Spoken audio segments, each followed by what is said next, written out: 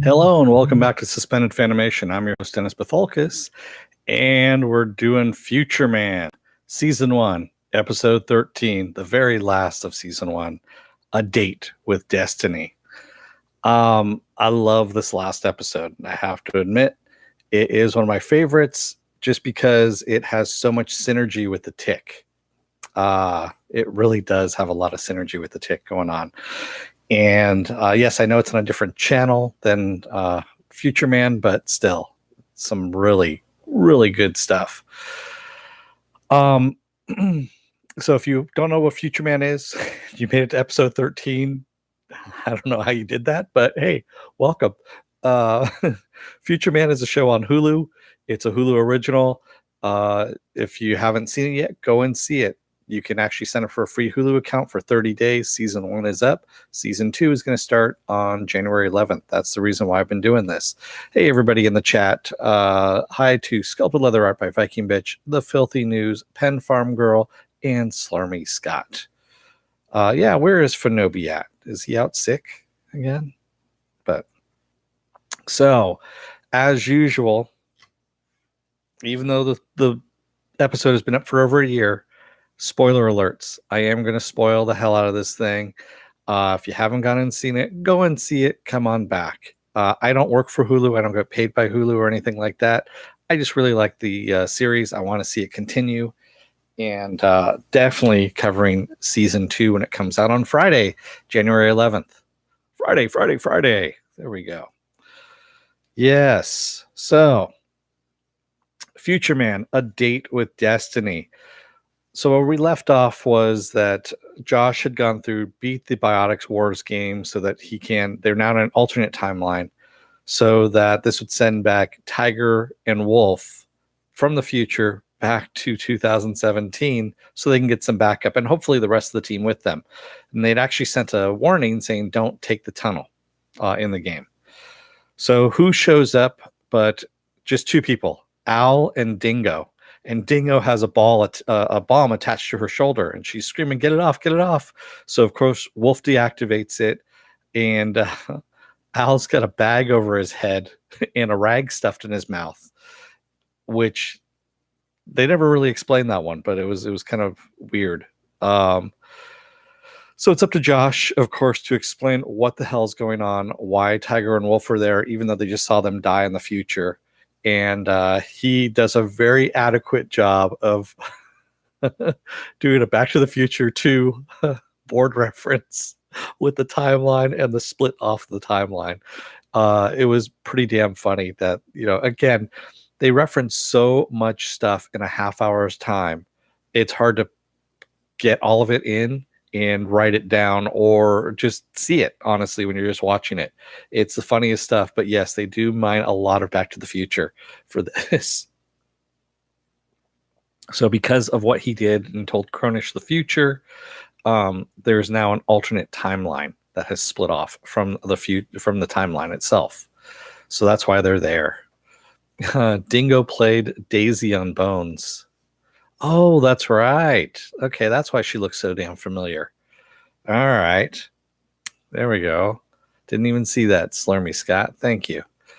Yes, Jimmy Olsen's Blue. I do Counterpart. I have an entire Counterpart library that's going on right now. So I love how, after Josh has explained the alternate timeline and Tiger says, they need to come up with a new plan. 47 seconds later, the entire whiteboard looks different because Al has written down an entire plan, including some diagrams of chemical symbols and things like that. And I love how they're talking about that everyone's different. And Wolf's like, yeah, I'm a chef now. And Dingo goes, what the fuck's a chef? And Josh looks over at them and goes, see what I had to deal with?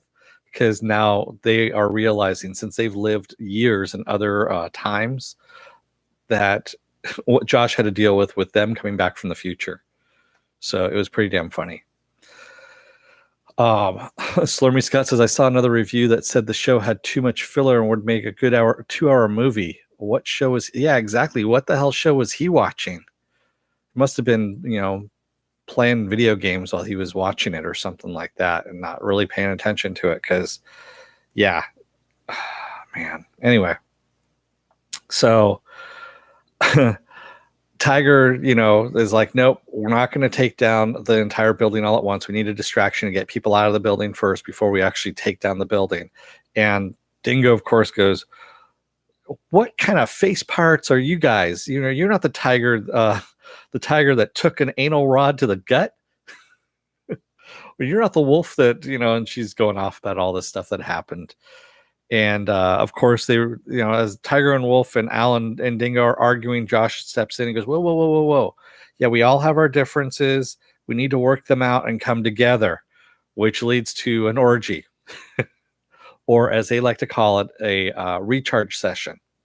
And of course, Josh gets sucked into it. And afterwards, they're all sitting around in robes because Juice has a lot of robes laying around. And as Tiger is talking about the plan, Josh is reminiscing about the orgy. I guess he's stuck there because at one point he was on the bottom of the pile with Wolf on top of him going, I'm fucking you with your own dick. Because they've switched dicks at this point. Yes. Yeah, it's some really twisted stuff. Damn. So yeah, Tiger comes up with a plan. And she took Stu Camilo's fingerprints while he was out. And what they're going to do is they're going to send in, one person has to take it for the team because there's only 5 of them now, 6 if you include Destiny. So Destiny is the love doll who gets bombs strapped to her and remote controlled wheeled into the lobby of the building with a note attached to him saying, evacuate the building before the bomb blows. So of course they evacuate all the women and children and whatnot, the people that are not biotics, if you will, and they've all escaped. And in the meantime, they're going to send in, so the alpha team is Tiger and Dingo. The beta team is going to be, or the Bravo team, excuse me, is going to be Wolf and Josh, and they're going to set bombs all within the building. And the Charlie team is Owl. Owl is going to actually go down into the mainframe at the heart there. He's going to disable it so the doors open up to Cronish's lab so they can get in. And as Owl is saying, good luck, goodbye, he starts exhibiting some weird erratic behavior and not speaking correctly and walking kind of funny. And Josh even questions, goes, is he okay? Is Al all right? And Wolf says, yeah, he's fine. He's, there's nothing to it. So, at the meantime, and what's going to end up happening is that Tiger and Dingo are going to blow up the building once they get the signal that the doors have been opened. So Tiger and Dingo are in the lobby there, and they're looking to see what's going on. And what does Tiger see? She sees a child left in the lobby. And of course, she's soft now. So of course, she does not want to blow up the building.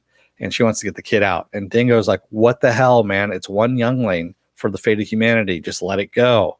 And they start having a fight, which tosses Tiger into the lobby. She gets the kid out of there, and Dingo and her start fighting. And she tosses Dingo towards the biotics that are running towards them and blows Destiny a little early. Yes, she blows Destiny a little bit early. Yes, I did say that. And I did love the line, though, at one point. Tiger has this little locket around her neck from Elias and his mom with their pictures in it, that she'll always be a part of their family. And Dingo was even saying, how many times, have you, did you have a chance to kill Cronish and not do it? And she starts counting 1, 2. She goes, the answer should be 0. And of course she's right. And Tiger realizes that she's right as well. And Dingo tries taking that chain off her neck, and she goes, no, Dingo, not my baby. Don't take my baby. Which, those of you who are of age know that's from, a dingo ate my baby. Yes. So there we go. Skarsgård, in the meantime, is buying info on Stu Camillo and knows that he works for Cronish Laboratories, and he's kind of tying 2 and 2 together there. So he's on the case, being the traffic cop that he is, or Whiskers, as they're calling him now. Dingo, don't take my baby. That's right. And Josh learns a lot about explosives. As a matter of fact, he surpassed Wolf at this point. Wolf's kind of surprised. He goes, I pretty much thought you were useless. He goes, until this happened. He goes, I'm very impressed. Josh decides that he's actually, at one point, Josh is deciding he was going to stay in the 2017 while everyone goes back to the future, because they invited him to go back with them. And he decides at that point that he's going to go back because the life that he has here, his parents hate him. Juice is kind of an asshole. He's also killed Juice as well. And he really doesn't have a life there. So he was just going to ends up going back with them to the future is what he figured at that point. In the meantime, we see that Al can't operate a door. He's pulling on the push handle on the push door.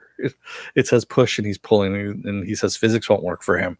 So we know something is obviously wrong with his brain at this point.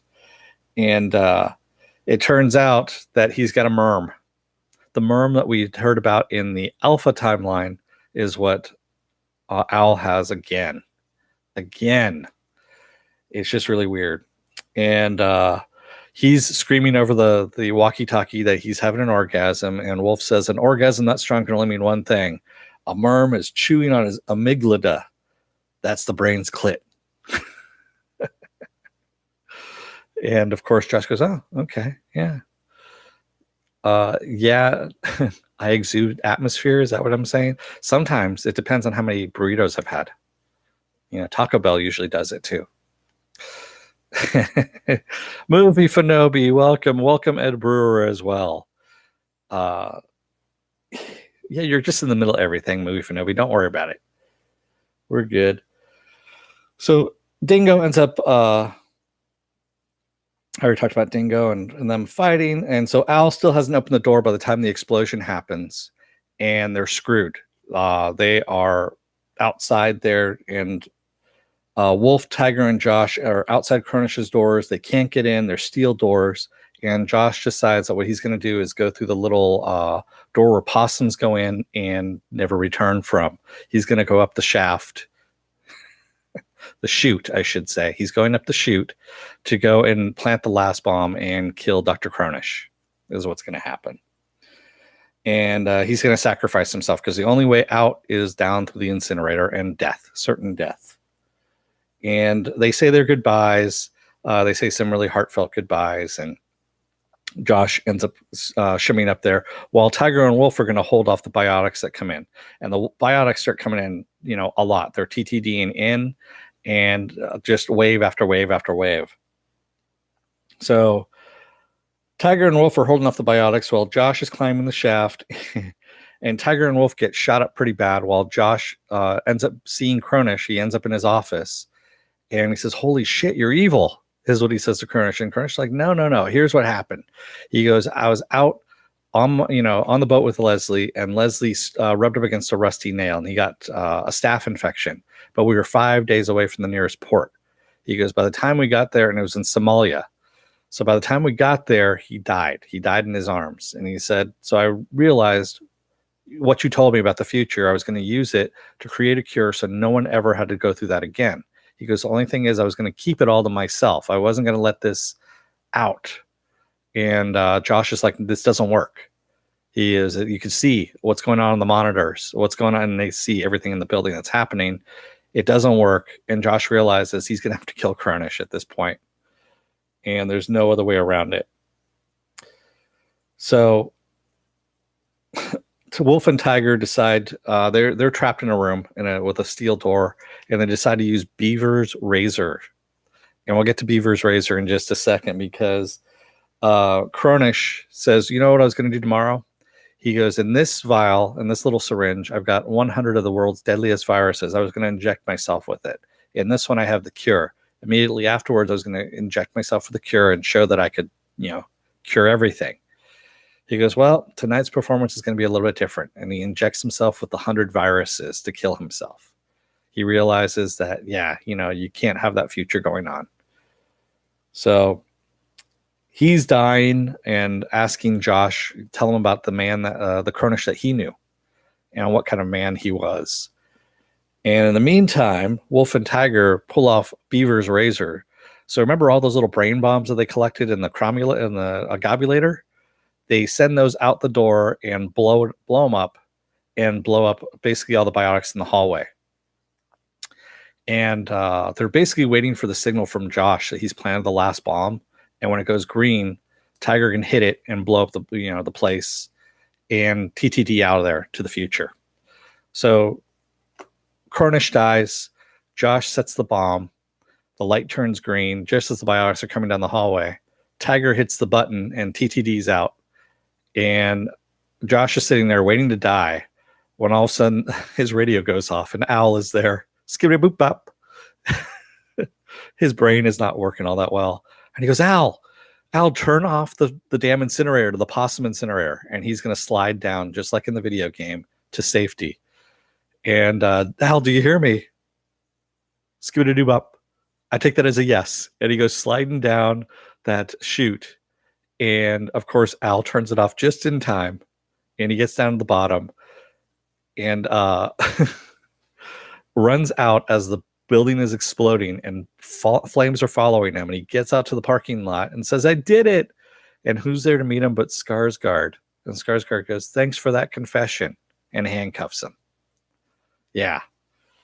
So in the meantime, we see that Josh had given his 6 million euros back to his parents and given them the keys to the house. This is all kind of interspliced fairly quickly. And so he's released them from that old folks home that they were in.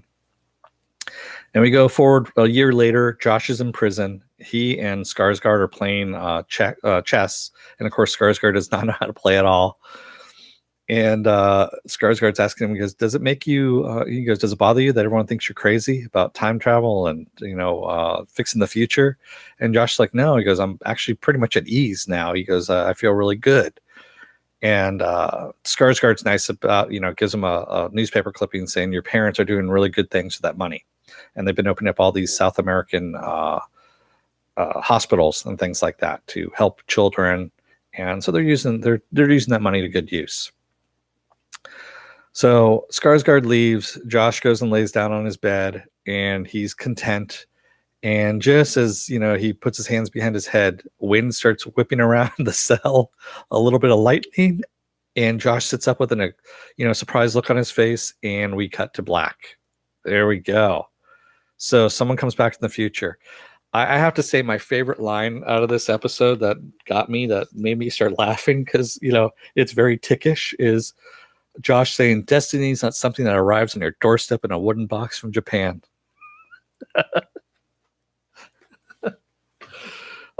Some good stuff. Yeah. I'm gonna go up here and read in the chat because we had some stuff going on. Everyone's saying hi to each other and things like that. Yeah, Slurmy, what man, Josh, wouldn't want someone like Wolf to look him in the eye and says, I will look after you? Yeah, Wolf basically told Josh that he would look after him in the future, like they looked after that he looked after them in the past and helped them out. Because that was the one thing Josh was kind of worried about, was that the future would be so alien to him that he wouldn't be able to, do anything about it. So wouldn't be able to deal. What else do we have here? And thank you all for joining me tonight too. It's actually pretty cool. Sculpted Leather Art by Vikingfish says Cornish was a good guy. He was never a villain. Sad that it had to go down that way. Yeah, Josh thought he was a villain. He wasn't. Cornish just wanted to save people the agony of watching a loved one die. They didn't really need to die, unnecessarily like that from a staph infection just because they couldn't get any place. They couldn't get to medical attention within 5 days. Slurmy Scott says Josh landed in what should be burning hot possum ash. Yuck. Yeah. He did land on his ash. Mufanobi, Jush's nuts didn't get roasted, but just think about how hot that oven must have been. That's the other thing that gets me too, is they didn't get rid of Jush's body. They left that body sitting in the bathroom of Jush's house. So how do you explain Jush's body and Josh? Or did that just not happen? That was the one thing that was unresolved, I have to admit. So was kind of disappointed by that. They overlooked that one. Movie Fanobi says that everyone watched the YouTube trailers for season 2. There was a teaser and a full trailer. It looks like a lot of the dystopian future. I haven't, actually, not all of it. That's what I'm going to be doing after this. So, oh yeah, Slurmy Scott says, I noticed it's not a prison. Josh is in an asylum, padded cell. They think he's nuts. Yeah. That makes sense, considering that he probably told them the whole thing about, the future and how he saved it. So, Movie Fanobi says, also available on Hulu under extras. The cast behind the scenes is also pretty funny, and the actor that plays Wolf was in Preacher. Yes, he was one of the townspeople in Preacher.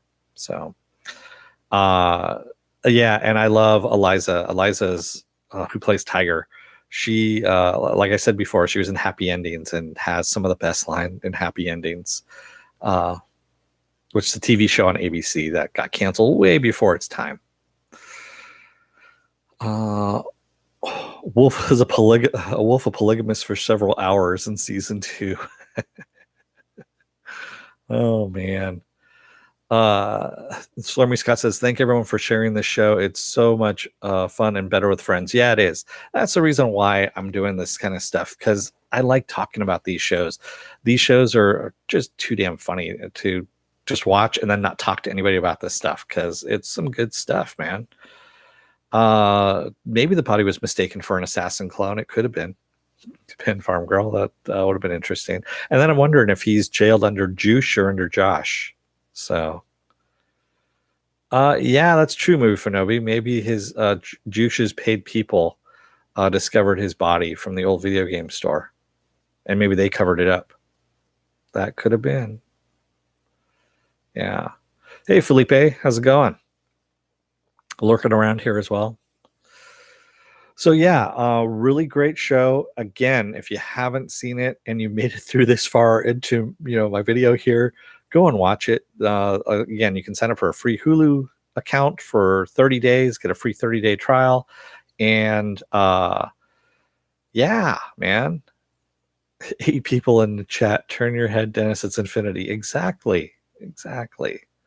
And Joe Greer. Yes. Everyone loves to lurk every now and then. So with that said, if you like what you see, hit the subscribe button. Also hit the like button down below here, and hit the bell for the notifications if you want to get notified of any kind of videos that I'm going to be doing in the future.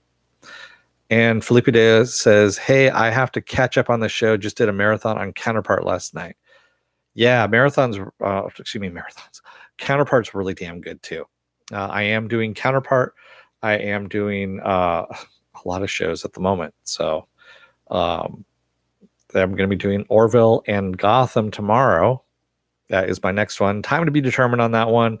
I may be able to get the East Coast feed. I don't know at the moment. It's kind of a weird thing. Yeah. Joe, thanks. You went and saw the schedule on my website. I also have it on Facebook. So I have a website, suspendedfanimation.com. I also have a Facebook site. I also have a Twitter account and and I just blanked on an Instagram. There we go. Instagram account as well. So I'm everywhere, as well as YouTube here as well. And eventually I'll be turning this over into an audio podcast once I get some time and can figure that out as well. So working on lots of different things. So yeah, it took me a little while to get through the schedule there. It was a little bit of a, juggle to see what I could pull off and what I could get out in what time frame. So yes, I'm everywhere yet nowhere. So again, if you like what you see, you're going to see a little subscribe button come up here, and also you're going to see some videos that you may like that'll be tailored to your tastes up in here as well. Other than that, I'm going to let you all go for the evening. Don't let your door hit your ass on the way out. Otherwise, you may end up getting fucked with your own dick. That's not very good. Good night, everybody. And see you for season 2 on January 11th.